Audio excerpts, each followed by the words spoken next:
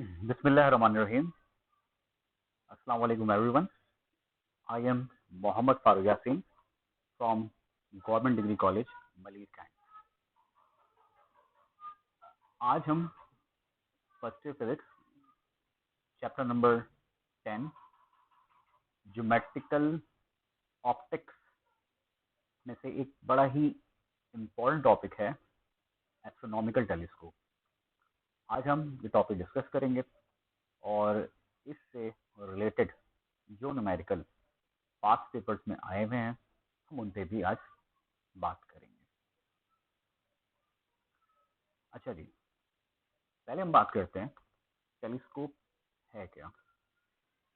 Telescope is a device which is used to observe the object which are far away, यानी एक ऐसी device जो उन object को देखने के काम आए जो आपसे दूर पाए जाते हैं। वो ऑब्जेक्ट जमीन पे भी आपसे दूर हो सकते हैं, वो ऑब्जेक्ट आसमान पे भी आपसे दूर हो सकते हैं।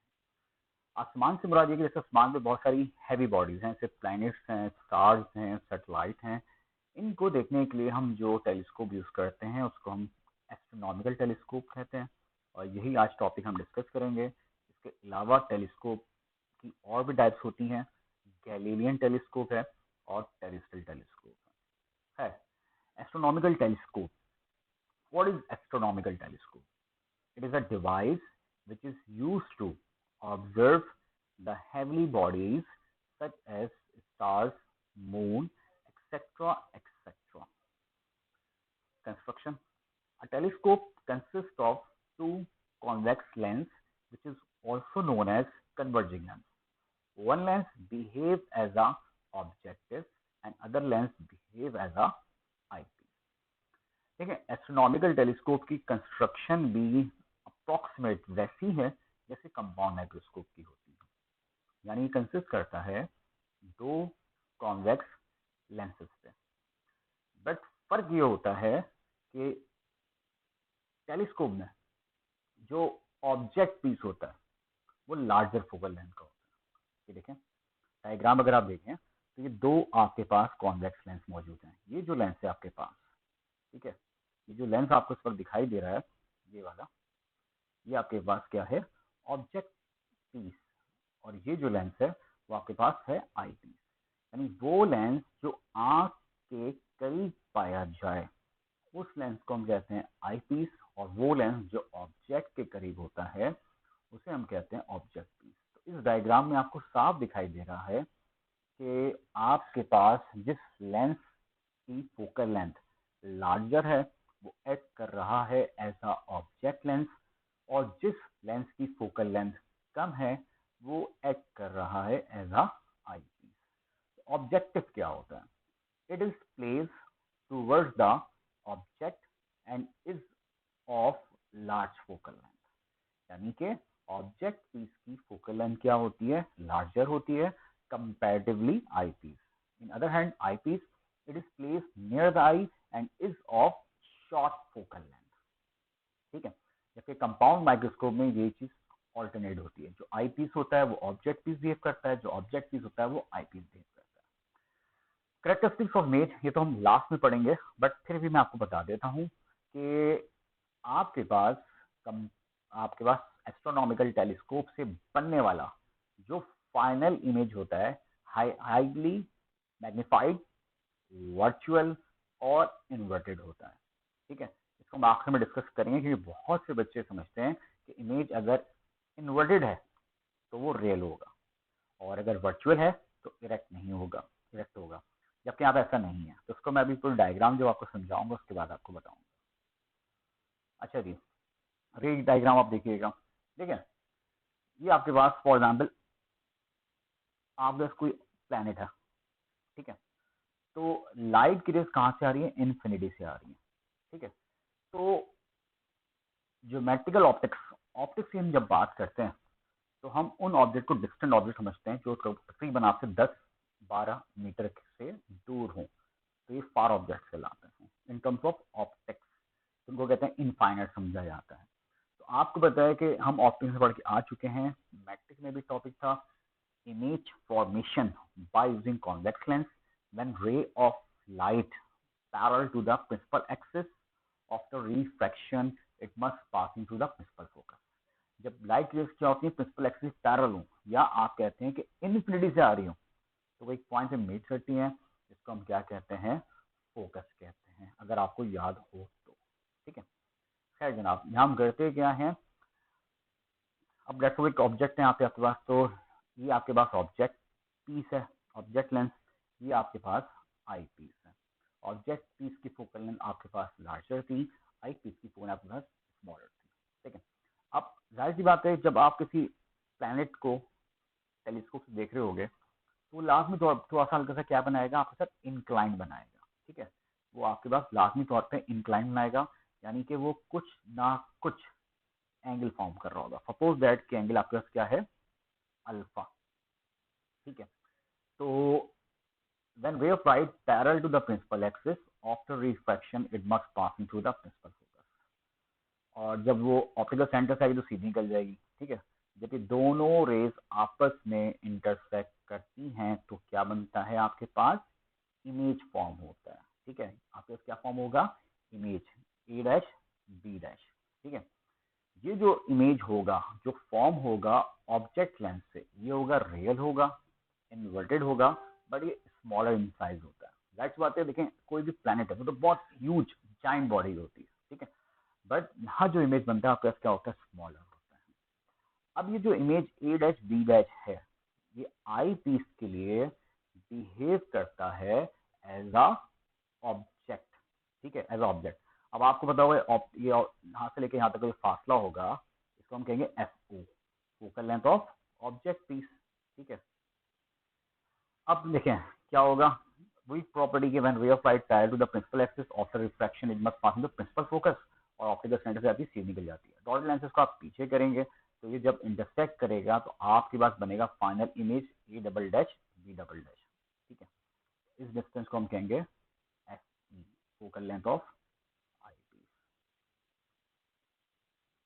अच्छा देखें, अब ये जो बनने वाला इमेज है, जो फाइनल इमेज है, ये कैसा है, देखें ये इमेज आपके पास नंबर 1। अब इस इमेज को हम एक्चुअली डिस्क्राइब करेंगे विद रिस्पेक्ट टू ऑब्जेक्टिव। पहली बात, ये बनने वाला इमेज क्या है, मैग्नीफाइड है। ठीक है, बड़ा है, रियल नहीं है, रियल नहीं है।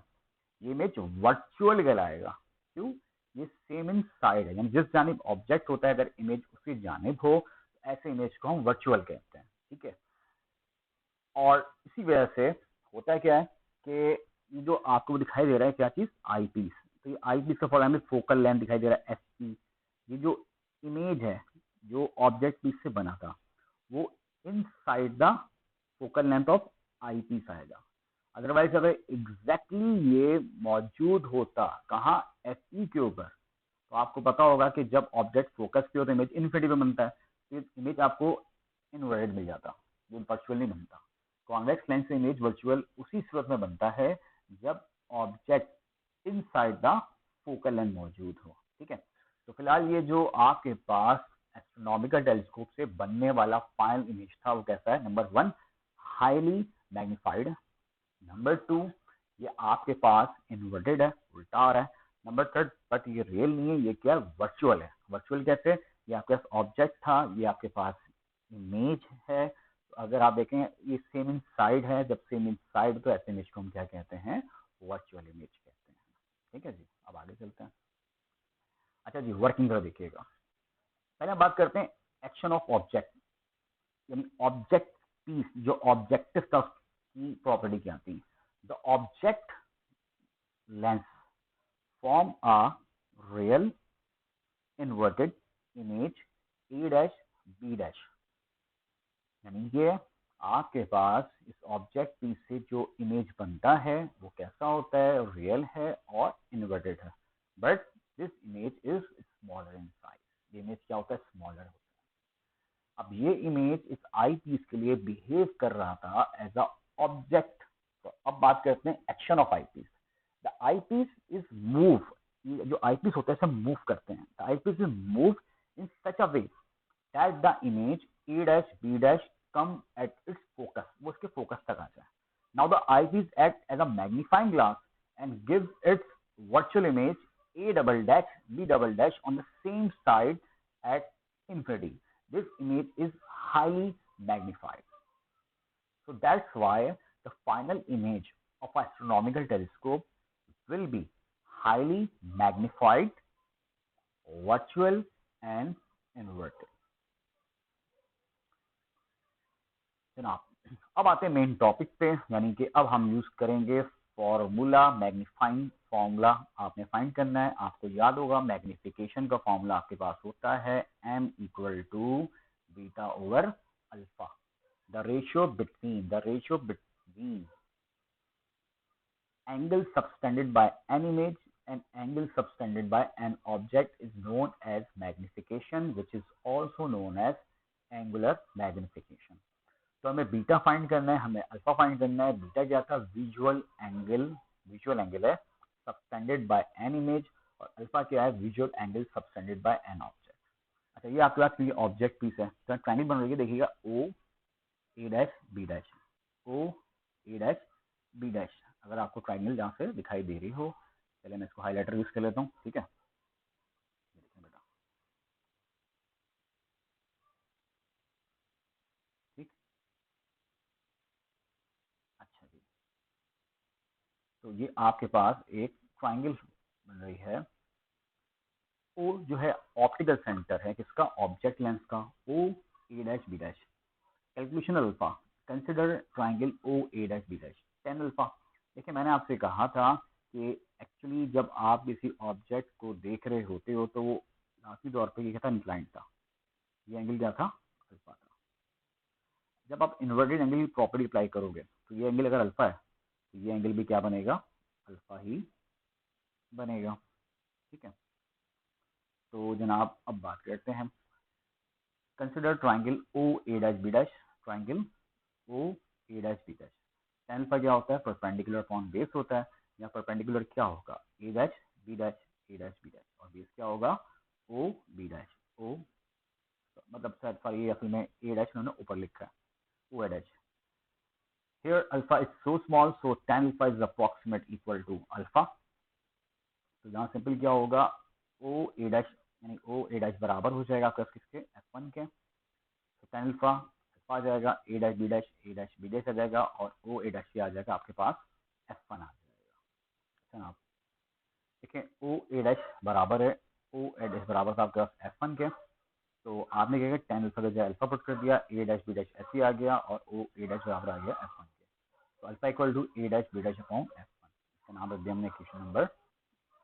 अच्छा जी, अब इसी तरीके से अब हम फाइंड करेंगे बीटा की वैल्यू. Calculation of beta. अब यहाँ ट्रायंगल इसको हम कह देंगे ओ डैश. ओ एक्चुअली था optical centre of object piece. O dash जो होगा वो होगा optical centre of I piece. Consider O dash A dash B dash. Tan beta equal to perpendicular upon base. Perpendicular यहाँ पे क्या हो जाएगा? ए डैश बी डैश, और सिंपली बीटा आपके पास बेस क्या होगा? O dash A dash. Same to same ये भी बराबर होगा किसके? आपके पास F2 के. सही है, तो ये आप देख लीजिएगा. सिंपली आपके पास क्या था? ये आपके पास F1 था, focal length of object piece, और ये आपके पास क्या था? तो फोकल लेंथ ऑब्जेक्ट पीस को हमने F1 से शो किया, और focal length of I piece को हमने F2 से शो किया. ठीक है जी. अच्छा जी, तो where beta is so small, so tan beta is approximate equal to beta. यहाँ tan beta को जो है हम पुट कर देंगे beta. A dash B dash as it is आ जाएगा, और ओ डैश ए डैश बराबर हो गया F2 के. तो अब हमने अल्फा की वैल्यू भी फाइंड कर ली है, और अब हमने बीटा की वैल्यू भी फाइंड कर ली है. अब हम इसको पुट कर देंगे इक्वेशन नंबर 1 के अंदर. तो आपको याद है m बराबर था बीटा ओवर अल्फा.